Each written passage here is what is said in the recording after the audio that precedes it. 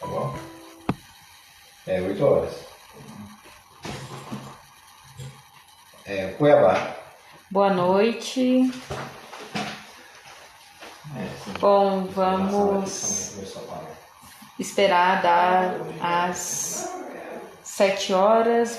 Por enquanto, vamos fazendo um teste aqui para ver se vocês estão me ouvindo. Se alguém puder responder aqui nesse começo, eu ainda consigo ler as observações de vocês. Se alguém puder colocar aí, se tá me ouvindo bem. É a primeira vez que eu tô nesse espaço, dessa forma, né? Então,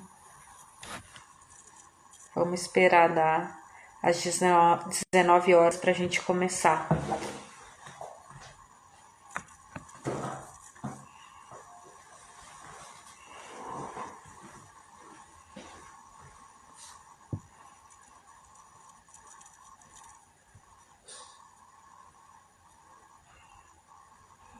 Bom, 19 horas, meu nome é Érica, eu sou aqui de Brasília, frequento o Centro Espírita Eurípedes Barçanufo, que fica em Taguatinga, e é um prazer estar aqui com vocês.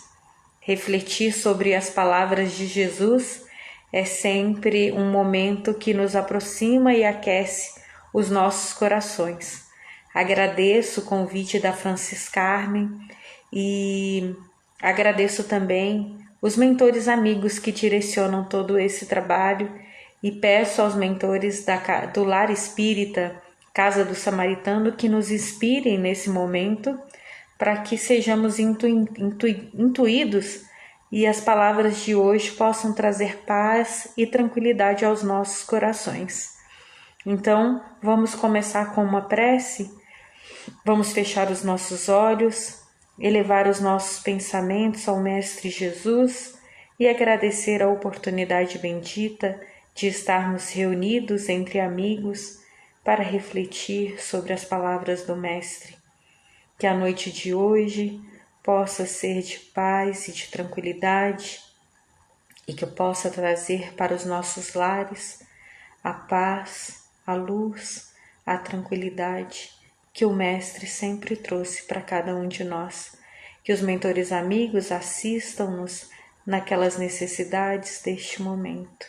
Que essas bênçãos possam se espalhar sobre todos aqueles que convivem conosco, sobre a nossa cidade e principalmente sobre aqueles que mais estiverem precisando neste momento. Muito obrigada, Senhor Jesus, em Teu nome damos por aberto a palestra de hoje e que assim seja. Bom, hoje nós vamos refletir sobre o capítulo 26 do Evangelho segundo o Espiritismo, os itens 5 e 6 dos mercadores expulsos do templo. Se alguém puder me dar um retorno, escrever alguma coisa aí que se está me ouvindo, se a imagem tá boa, o som, o áudio tá bom, eu agradeço. Obrigada, Franci Carmen, muito obrigada. Bom, então vamos dar continuidade. Para começar, eu vou pedir licença para vocês para ler o Evangelho, exatamente essa passagem, ótimo, essa passagem que fala assim: eles vieram em seguida a Jerusalém e Jesus, entrando no templo, começou por expulsar dali os que vendiam e compravam. Derrubou as mesas dos cambistas e os bancos dos que vendiam pombos, e não permitiu que alguém transportasse qualquer utensílio pelo templo. Ao mesmo tempo, os instruía dizendo: não está escrito, minha casa será chamada casa de oração por todas as nações? Entretanto, fizestes dela um covil de ladrões. Os príncipes dos sacerdotes, ouvindo isso, procuravam meio de o perderem, pois temiam, visto que todo o povo era tomado de admiração pela sua doutrina. Isso está em Marcos e em Mateus também. Kardec complementa essa passagem dizendo que Jesus, nesse momento, expulsou do templo os mercadores, condenou assim o tráfico das coisas santas sob qualquer forma. Deus não vende a sua bênção, nem o seu perdão, nem a entrada no reino dos céus. Não tem, pois, o homem o direito de lhe estipular o preço. À primeira vista, quando a gente lê que Jesus entrou no templo, expulsou os mercadores, derrubou mesas, proibiu alguma coisa, a gente fica meio espantado. A gente pode ficar meio espantado com a atitude de Jesus, essa atitude mais firme, mais séria. E a gente começa a pensar como que aconteceu, como pode Jesus ter uma atitude dessa.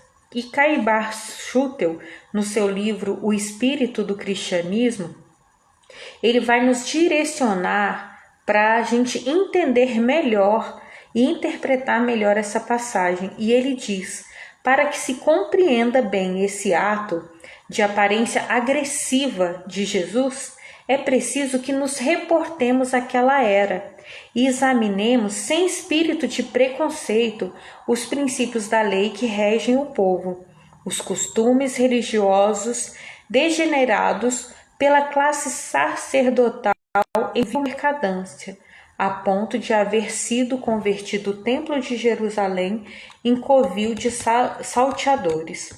O que acontece? Naquela época, o Templo de Jerusalém estava perdendo o seu aspecto religioso. Então, naquela primeira, o templo era dividido em 3 áreas. Essa primeira área, onde todas as pessoas poderiam ir, tinha o objetivo de esclarecer. Era um lugar que deveria ser reservado para aquelas pessoas que não tinham toda aquela graduação dentro da religião, mas que todos poderiam chegar e tirar ali suas dúvidas diante da religião. Só que os sacerdotes da época estavam aproveitando aquele espaço até para garantirem dinheiro mesmo, e transformaram aquele espaço ali para comércio e trocas religiosas. As pessoas iam ali para fazer oferendas para Deus e encontravam nesse espaço tudo que precisavam para comprar para fazer as oferendas. Então, naquela época, fazia oferenda de pombo, fazia oferenda de animais qualquer. Então, ali encontravam um lugar, era tão grande que tinham ali os mercadores, eles vendiam isso. E só podia fazer comércio ali quem tinha autorização dos sacerdotes. Então, estava tudo desviado dentro do templo. E por isso Jesus teve que assumir essa posição mais enérgica. E o posicionamento de Jesus não foi de agressividade. De forma nenhuma Jesus poderia ter uma atitude dessa, porque nós, lendo os evangelhos, lendo a Bíblia, a gente vê que Jesus sempre foi paz e amor. Não poderíamos esperar nada diferente disso. Mas Jesus precisou combater de forma enérgica e decisiva esse comércio, porque estava desvirtuando a função do templo, que Jesus falou lá, que deveria ser conhecido por todos os povos como uma casa de oração. E não era assim que estava sendo entendido e reconhecido. Porque, inclusive, no templo se fazia o câmbio, a troca de dinheiro. Vinham pessoas de várias partes, de outros países, de outras regiões, que vinham com outro dinheiro e tinham que trocar o dinheiro para comercializar ali. E no templo você resolvia tudo, para a gente ver o tanto que estava desvirtuado. Então, Jesus precisou adotar esse posicionamento para voltar realmente à essência espiritual do templo, para que isso não se perdesse. Então ele não adotou nem manteve uma atitude agressiva, e sim uma atitude firme, para que as pessoas entendessem a gravidade da situação. Então nós poderemos, quando a gente começa a estudar a Bíblia e a A gente tem várias pessoas que trazem esses ensinamentos para nós e nós podemos considerar essa forma com que Jesus agiu de forma enérgica como mais uma forma de transmitir um ensinamento. Como tinham as parábolas, essa forma dele representar é uma outra forma que era usada também no Velho Testamento. Então, chama-se de encenação literária, ou Haroldo Dutra, ele chama de relato de ação simbólica, muito utilizada por Jesus, foi utilizada 15 vezes no Velho Testamento, e Jesus utilizou para transmitir as suas mensagens de forma mais clara, porque naquela época a gente ainda tinha uma visão muito limitada dos ensinamentos de Jesus. Então a gente aprendia muito mais de forma concreta, igual a criança aprende hoje. A gente precisava dessas encenações. Então Jesus nada mais fez que encenar uma situação, né, expulsando as pessoas, para que as pessoas pudessem entender. E esse tipo de comunicação gestual era uma característica dos profetas da época. E para citar um deles, nós temos o profeta Ágabo, que ele encenou a prisão de Paulo de Tarso. Ele desceu da Judéia e vindo ter, né, com Paulo, ele tira o cinto do Paulo, amarra os pés e os braços dele, ou as pernas e os braços dele, e fala: isso diz o Espírito Santo, assim os judeus ligarão em Jerusalém o homem a quem pertence essa cinta e entregarão nas mãos dos gentios. Isso está em Atos dos Apóstolos.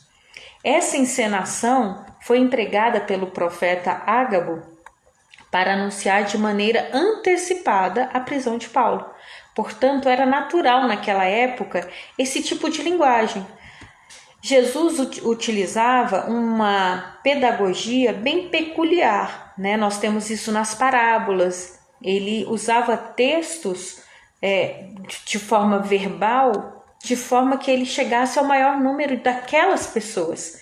Então, ele usou esse tipo de linguagem, né, o relato de ação simbólica ou encenação literária no templo, para que as pessoas pudessem entender de verdade o que Jesus estava querendo mostrar. Então, em nenhum momento a gente precisa ficar espantado com a atitude de Jesus, porque ele era o Messias, ele foi o ser mais perfeito que esteve entre nós. Então, ele não tinha agressividade nele. Ele não tem nenhum sentimento humano no sentido negativo. Então, ele não tinha... quando nós pensamos que Jesus pode ter feito alguma coisa ruim, nada mais é do que a nossa limitação de entendimento. Por isso que a gente chega nisso. E a gente vê no Livro dos Espíritos, quando a gente pergunta, quando o Kardec pergunta, né, qual o tipo mais perfeito que Deus ofereceu para o homem. E os Espíritos falam: vede Jesus. Se analisarmos então as características, né, dos Espíritos, quando a gente vê a escala de evolução dos espíritos, a gente vê que Jesus era um espírito puro. E quais são as características gerais de um espírito puro? Nenhuma influência da matéria, superioridade intelectual e moral absoluta em relação aos espíritos de outras ordens.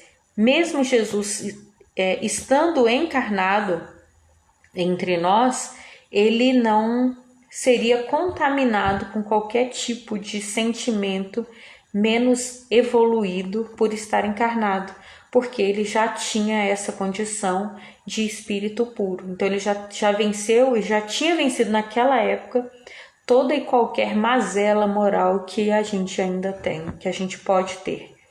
Então, se Jesus é um espírito puro, consequentemente, não manifestaria paixões inferiores, como a raiva ou a agressividade. Nem mesmo estando encarnado, ele seria contaminado com qualquer tipo de sentimento desse. Então, nós podemos concluir que a agressividade atribuída ao comportamento de Jesus na purificação do templo é apenas uma questão de interpretação nossa. Então, todas as vezes que a gente vê numa passagem de Jesus, que a gente ficar em dúvida como Jesus pode ter feito isso, a gente pode ter certeza absoluta que é realmente um erro de interpretação nossa. Está faltando algum instrumento, alguma orientação ou algum conhecimento para que a gente entenda de verdade aquela passagem. E a página de hoje, além de nos esclarecer sobre uma possível dúvida quanto à agressividade de Jesus, que não existe de forma nenhuma, ela também vem nos fazer refletir sobre os dias atuais. O que Jesus tem feito com o nosso templo interno? O que Jesus planeja e quer fazer conosco? Porque o Evangelho, ele está aí e ele é um momento de reflexão o tempo inteiro. O Evangelho, ele está sempre trazendo para nós novos conhecimentos, consolo ou uma reflexão do momento que a gente está. Então, a gente precisa pensar por que estamos aqui, por que essa noite estamos ouvindo essa palestra. Que limpeza é essa do templo que Jesus está querendo fazer conosco? Então, Jesus vem condenar qualquer tipo de comércio e prática das coisas santas. A maioria de nós aqui, eu tiro por mim, eu falo por mim, eu venho da religião católica. Eu fui católica até os meus 14 anos. Então, eu fiz primeira comunhão, crisma, catecismo, tudo. E a gente tem uma visão diferente de Deus e de Jesus do que a gente tem na doutrina espírita. E mesmo quem não é espírita, mesmo quem é espírita de nascença, a gente traz ainda arraigado no nosso espírito aquela noção que nós tínhamos de Deus de outras encarnações. Então, a gente vê lá, cultiva Jesus como aquele ser crucificado que veio aqui, foi morto para libertar os nossos pecados, né? A gente tem Deus como aquele Senhor, um Pai amoroso depois de Jesus, mas é um homem na figura humana que perdoa todos os nossos pecados. E essa limpeza desse nosso templo interno vem fazer a gente refletir sobre isso. A gente, com essas religiões que nós assumimos, que foi importante, nos fez chegar até aqui, não tem nada errado, tudo contribui para a nossa evolução, tudo contribui de alguma forma para a gente, contribuiu de alguma forma para a gente chegar aqui, não é uma crítica de forma nenhuma. Mas Jesus vem nos dizer a importância da gente não trocar, não fazer comércio com Jesus nem com Deus. A gente não precisa trocar, a gente não precisa deixar de comer uma comida gostosa, a gente não precisa deixar de tomar alguma bebida que a gente gosta. A gente precisa fazer coisas materiais para a gente adquirir o que a gente quer ou o que a gente precisa melhorar na nossa vida. Jesus vem mostrar isso para a gente. Deus não troca, Ele não faz troca com a gente pela nossa salvação, pela nossa bênção, pelo nosso perdão. A gente não precisa trocar nada com Deus, materialmente falando. Jesus e Deus só quer de nós que a gente realmente melhore o nosso templo interno no sentido de mudar os nossos atos e as nossas atitudes para que a gente possa evoluir. Então Deus não espera que a gente faça isso, não espera que a gente pare de comer chocolate por um ano para minha mãe melhorar. A gente na doutrina espírita, a gente não precisa fazer essas trocas com Deus. A gente precisa realmente nos melhorar a nossa fé, melhorar a nossa conduta, para a gente melhorar a nossa vida. A gente que sabe que tudo que a gente passa tem um quê e um porquê. E é isso que a página vem mostrar para a gente. Nós não precisamos comercializar as bênçãos divinas, porque a gente sabe que nós estamos imersos em Deus. Deus não é um ser, Deus não é uma pessoa. A gente não precisa fazer promessa e nem sacrifícios pessoais. Não é isso que agrada a Deus. Não adianta eu me martirizar com alguma coisa. Isso os mentores não ficam, não tem porquê Deus ficar feliz com o meu sofrimento. Não existe isso. Né? O meu sofrimento tem que ser o meu sofrimento. As minhas dores, elas são uma forma de evolução. Eu preciso aprender alguma coisa com a minha dor. Não é eu me sacrificar. O sacrifício é uma escolha. E não é isso que agrada a Deus. Não é isso que Deus espera da gente. Ele conhece cada um de nós e Ele sabe das nossas reais intenções. Não é fazer uma promessa ou um sacrifício que vai melhorar alguma coisa na minha vida. E isso a doutrina espírita vem fazer. Nós precisamos materializar esse convívio com Deus. A gente precisa realmente colocar em prática isso. Colocar em prática esses ensinamentos de Jesus, porque a gente sabe que Deus está imerso em tudo. Ele faz parte de tudo, Ele está no meu dia a dia, no meu pensamento. Mas eu tenho que escolher se Ele vai ficar ou se Ele não vai ficar. Porque nós temos o nosso livre-arbítrio. Deus está aí para todos. A nossa escolha é que faz Ele permanecer ou não. No sentido das bênçãos, da gente adquirir, da gente estar recebendo bênçãos e elas ficarem. A gente só precisa evoluir, porque Deus está nos abençoando. A gente sabe que temos mentores amigos do nosso lado, pelejando com a gente, nos orientando, nos intuindo o tempo inteiro. Mas a gente que escolhe, a gente que vai realmente escolher o que nós queremos para a nossa vida. Não é através de um sacrifício ou de uma promessa. Nós espíritas não podemos mais ficar com esse tipo de troca mais, porque os conhecimentos não permitem mais esse tipo de troca. Não adianta eu falar que eu vou doar, né, para a casa do samaritano uma cesta por mês para melhorar a minha condição financeira. Esse tipo de troca não cabe mais. A minha condição financeira vai melhorar se eu trabalhar realmente, se eu fizer o certo, se eu fizer o bem, se eu trabalhar de forma honesta, se eu realmente me esforçar para isso, se eu fizer o que eu preciso fazer para melhorar. Então não adianta mais eu barganhar com Deus, eu fazer esse tipo de troca.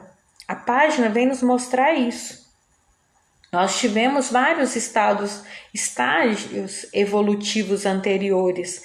Nós tivemos esse Deus que precisava de oferenda, nós tivemos esse Deus que cobrava isso da gente. Mas nós já passamos dessa fase. Nós estamos, não que nós já somos evoluídos a ponto de ser melhor que ninguém, mas nós já temos o conhecimento. Por termos o conhecimento, nós temos que adotar uma atitude diferente. Nós realmente temos que deixar de lado essa troca com Deus. E a doutrina espírita vem desmistificar tudo isso daí. Ela vem nos mostrar que Jesus realmente é o caminho, a verdade e a vida. Não tem essa prática exterior que melhora, que vai nos levar a Deus. É a prática interior, é o que eu trago dentro de mim que vai me aproximar ou me distanciar de Deus. Por isso a importância da gente realmente estar estudando o Evangelho, da gente estar refletindo o Evangelho. Porque lá nós encontramos os ensinamentos de Jesus. Quando ele fala que eu sou o caminho, a verdade e a vida. Ninguém vai ao Pai se não for por mim. Por que nós não vamos ao Pai se não for por Jesus? Porque ele traz o caminho. Ele mostra pra gente exatamente o que seguir. Se você seguir por aqui, você chega lá. Ele dá pra gente o caminho das pedras, como meu pai falava. É só seguir, é muito simples. É só seguir o que ele falou. Mas não adianta a gente ter Jesus como aquele crucificado, adorado, reverenciado. Não é isso que Jesus quer de nós. Ele quer que a gente pegue os ensinamentos, traga ele para perto de nós, como aquele irmão mais velho, que já viveu tudo que a gente viveu, porque quando Jesus esteve conosco, ele já era um espírito puro. Ele organizou o nosso planeta, ele planejou a formação do nosso planeta. Ele organizou tudo aqui para a gente chegar. Então é um espírito muito evoluído, ele sabe exatamente o que fazer para chegar a Deus. Ele sabe exatamente o que precisamos fazer para evoluir, para a gente conseguir para sermos espíritos puros também. Então é isso, Jesus está de nós, essa proximidade como o irmão mais velho, que veio para nos orientar, que veio nos mostrar o caminho a seguir. E Emmanuel, no livro Bênção e Paz, nos diz que nos alertar para a importância dessa renovação, da gente mudar esse nosso pensamento em relação a Deus. E ele fala assim, renovação não é alterar o caminho, porque estejamos sobre as consequências de ajustes e decisões abraçados por nós mesmos, com vistas à nossa melhoria espiritual. Muito mais que isso, é aceitar varonilmente as ocorrências adversas, os golpes da estrada, os desafios da prova e as crises da existência, procurando servir mais e melhor no plano da evolução e trabalho em que a providência divina nos colocou. Ou seja, Emmanuel vem nos falar da importância da gente mudar o nosso pensamento em relação a Deus. Nós estamos vivendo num momento que a gente não precisa fazer sacrifícios, promessas mais. A gente precisa renovar as nossas esperanças no sentido de assumir as consequências dos nossos atos, entendermos que estamos aqui por um motivo, e ele é principalmente a nossa evolução moral e espiritual, e aceitarmos as nossas provas como necessidade para essa evolução. Não é mais a gente ficar choramingando, reclamando, mas assumir de forma consciente, de forma responsável, mas também não é ficar aceitando, eu vim aqui para sofrer, a minha vida é muito ruim, mas eu mereço.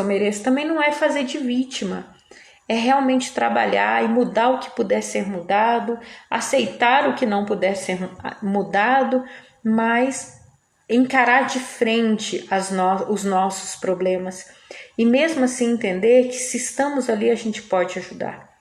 Todos nós podemos contribuir de alguma forma. Nós não viemos aqui só para sofrer. A gente veio aqui para ajudar e a gente ajuda com uma palavra amiga, a gente ajuda com um sorriso, a gente ajuda até mostrando como sermos resignados diante da nossa dor. Então, não vamos comercializar com os nossos mentores, porque a gente sabe o tanto que a gente é abençoado. E muitas das vezes, nós espíritas, sabendo dessa proteção imensa que a gente tem, dos mentores amigos, dos mentores das nossas casas, a gente quer comercializar com eles. Olha, eu vou trabalhar. Estou aqui fazendo uma palestra, meu Deus, mas me ajuda lá na minha casa, me ajuda lá com aquele filho, Eles ajudam, mas a gente não precisa trocar. Eu tô fazendo isso para você me ajudar nisso, eu tô fazendo... A gente não precisa disso. É isso que Emmanuel está falando aqui. A gente precisa renovar as nossas forças. A gente não precisa mudar o nosso caminho. A gente só precisa renovar as nossas energias e colocar ela no lugar certo. É a gente realmente ajustar os nossos pensamentos e assumir as consequências dos nossos atos, assumir os problemas que nós temos, porque todos nós temos problemas, nós vivemos ainda num plano de provas e regeneração, estamos passando por um momento de regeneração, que ainda temos, os nossos problemas, mas que isso vai melhorar. Vamos ser resignados, vamos, como ele fala aqui, aceitar varonilmente as ocorrências adversas. Por quê? É para isso que nós estamos aqui. E nós temos todas as bênçãos necessárias para a gente conseguir superar tudo isso daí. Então, o Evangelho de Jesus é muito claro. Precisamos aceitar as nossas responsabilidades. E a doutrina espírita vem nos ajudar a assumir essa responsabilidade. Muitas vezes a gente fala, oh meu Deus do céu, tá tão difícil, joguei pedra na cruz. E pode ser que a gente jogou mesmo pedra na cruz, a gente sabe que isso é possível, né? A gente vê aí tantos problemas que a gente vê ao longo da história, tantas fases ruins que a gente acompanha na história, como a época que tinham as fogueiras, né, que em nome do cristianismo as pessoas eram queimadas vivas. Quem sabe nós não fizemos parte dessa época? Quem sabe nós não queimamos pessoas vivas? E não é por causa disso, porque eu participei disso, porque eu fiz isso, que hoje eu tenho que morrer queimada. Geraldo Campetti, numa das palestras dele, ele fala que a dor, o nosso sofrimento, Deus não quer o nosso sofrimento. Ele não quer a gente sofrendo. A dor é uma forma da gente crescer, sim, mas Deus não nos impõe o sofrimento. Eu posso vir nessa vida agora como uma pessoa do corpo de bombeiros. Eu posso vir como uma pessoa que cuida dos feridos de queimadura, como um enfermeiro, um médico, um técnico de enfermagem. Então, Deus é misericordioso. A dor é um aprendizado, mas eu não preciso cumprir, ficar quite com a consciência divina através do olho por olho, dente por dente. A gente tem que abrir as nossas consciências que para Deus não é o sofrimento que vai nos fazer sermos melhores. A dor sim é um aprendizado, mas Deus nos dá a oportunidade de aprender de várias formas, né? Então, a gente aprende sempre, a gente aprende o tempo inteiro.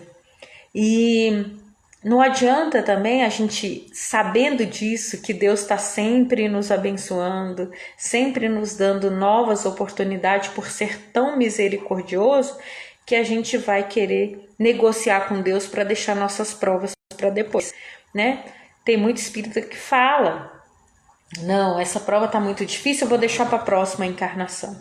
A gente sabe que a gente está vivendo num momento de transição, que são últimas oportunidades para muitas coisas e não dá tempo da gente deixar para depois.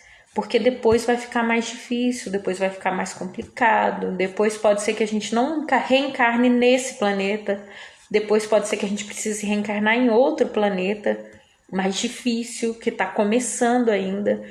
Então, não vamos comercializar, não comercializemos com os mentores amigos, nem com Deus. Vamos fazer a nossa parte agora, nesse exato momento, porque na próxima pode ficar mais fácil, mais difícil. Adiar as coisas fica mais difícil. A gente vê isso na escola. Eu sou professora também à noite e eu dou aula para adulto. Embora a gente possa aprender sempre, a gente pode aprender a hora que a gente quiser. Mas você vê a diferença de uma criança aprender a multiplicação e de um adulto aprender a multiplicação. Eles precisam de muito mais empenho, muito mais dedicação. Então, não vamos deixar para depois, porque fica mais difícil. Fica mais difícil nas mínimas coisas. Imagina uma reencarnação. Você imagina uma reencarnação que eu preciso reencarnar com 10 pessoas. Conseguiu reunir todo mundo, aquelas 10 pessoas numa reencarnação para a gente cumprir aquilo ali que a gente precisava. Imagina para Deus planejar de novo outra reencarnação com as mesmas 10 pessoas. Então, é uma coisa muito grande deixar uma reencarnação para depois. Então, vamos assumir os nossos compromissos, vamos assumir as nossas responsabilidades e não vamos deixar para depois o que a gente pode fazer agora. Vamos ser resilientes, vamos assumir a nossa parte, porque nós somos muito abençoados. não vamos deixar para a próxima, para não ficar mais difícil. E Emmanuel também fala no livro Pão Nosso, se eu não me engano, que nós que reencarnamos como espíritas, nós assumimos um compromisso, foi com Jesus, não foi com qualquer pessoa, nós assumimos um compromisso com Jesus que seríamos ceareiros do Cristo. Cada um de nós, onde estivermos, enfrentando a nossa dor ou mostrando a nossa alegria, nos nossos trabalhos ou nas nossas atitudes, a gente vai dar testemunho, a gente vai estar dando testemunho do Cristo. Então nós não estamos espíritas por acaso. Nós estamos espíritas para servir ao Cristo. E nós podemos servir ao Cristo de várias formas. A gente serve ao Cristo quando a gente dá um bom dia. A gente serve ao Cristo quando a gente conversa com uma pessoa que está triste. A gente serve ao Cristo quando a gente liga para alguém. Desculpa. Ainda mais nesse momento de pandemia, onde nós vemos tanto sofrimento. Todo dia a gente tem notícia ruim, todo dia tem alguém perdendo alguma pessoa importante. Então, nesses momentos, a gente pode ser instrumento da espiritualidade maior. Então, nossas casas, aqui em Brasília, a casa que eu frequento, ela ainda não está aberta ao público. Muitos trabalhos não estão funcionando ainda. A gente está fazendo trabalhos à distância. Então, cada um está se engajando no trabalho que pode para doar um pouquinho. E aqueles trabalhos que a gente fazia mais presencialmente, que a gente não está fazendo, a gente tem que fazer no nosso dia a dia mesmo, com a família, no trabalho, onde a gente mora. Então, nós somos instrumentos da espiritualidade para poder agir nessas várias áreas, nesses diversos momentos. Então, a gente tem que estar atento. O que a gente precisa fazer é estar atentos. Porque, como eu falei, a gente pode servir ao Cristo mostrando como ser resignado diante da dor. Perder uma pessoa especial com o Covid não está sendo fácil, né? Tem muita gente perdendo. Então, perdendo para pessoas que não têm esse entendimento que a gente tem da reencarnação. Então, poder conversar um pouquinho sobre isso, a gente leva tranquilidade para esses corações. Então, a gente precisa estar atento. Nós podemos ser instrumento o tempo inteiro, o tempo todo. No livro Bênção e Paz, Emmanuel continua falando: reformemos sentimentos, ideias, observação, expressão e discernimento, descerrando portas e janelas, sempre novas em nosso mundo íntimo, para que a vida nos acrescente os recursos de crescimento, receptividade, visão e interpretação, mas sejamos fiéis ao nosso compromisso até o fim. Então, Emmanuel vem nos mostrar e nos chamar a atenção da gente reformar mesmo as nossas atitudes, o nosso mundo íntimo.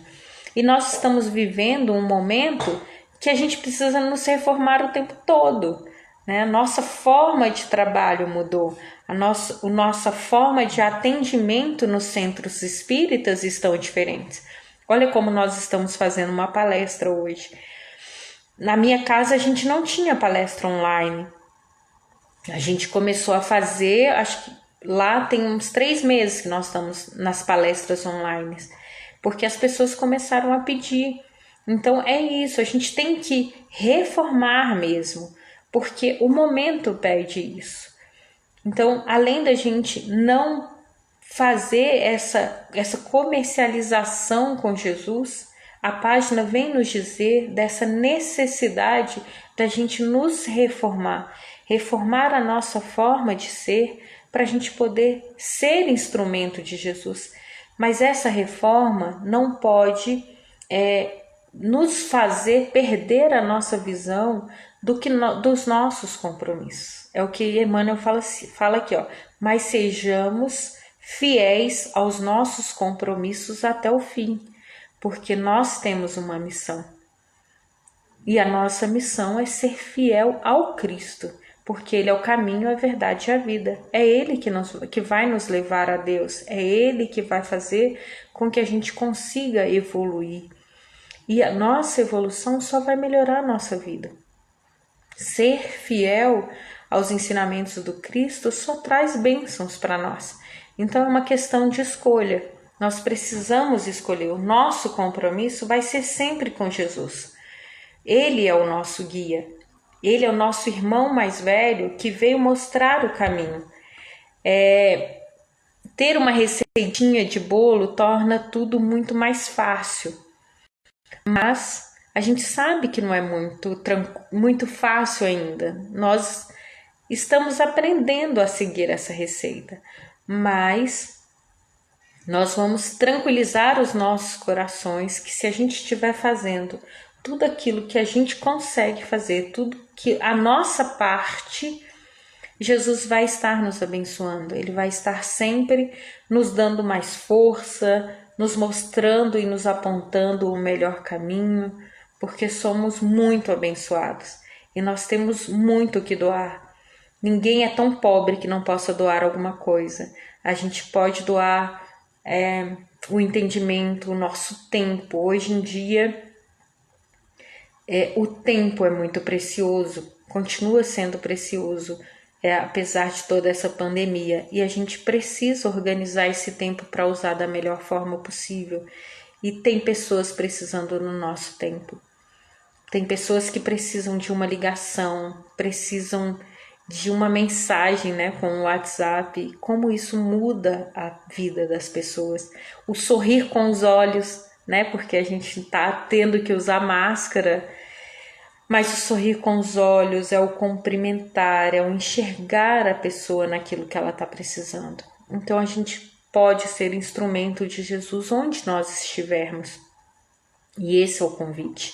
É a gente deixar o nosso mundo particular, as nossas dores, entendendo que elas fazem parte do nosso crescimento pessoal. Mas não nos entreguemos a elas, que possamos superá-las servindo a Jesus, servindo ao próximo, servindo ao nosso irmão.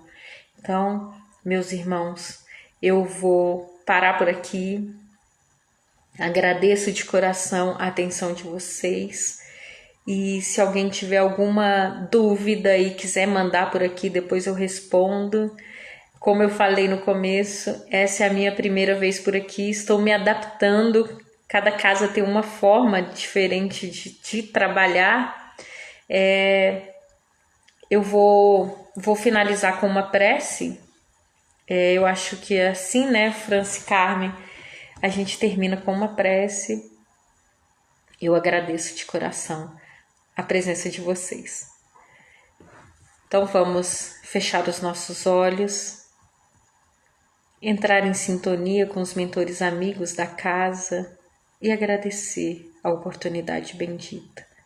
Agradecemos, Senhor Jesus, as bênçãos que estamos recebendo, que elas renovem as nossas energias, as nossas forças, a nossa perseverança de seguirmos o seu caminho, que possamos, Senhor Jesus, sermos instrumentos da tua paz, que o Senhor nos ilumine para que possamos estar disponíveis para a espiritualidade maior no nosso dia a dia.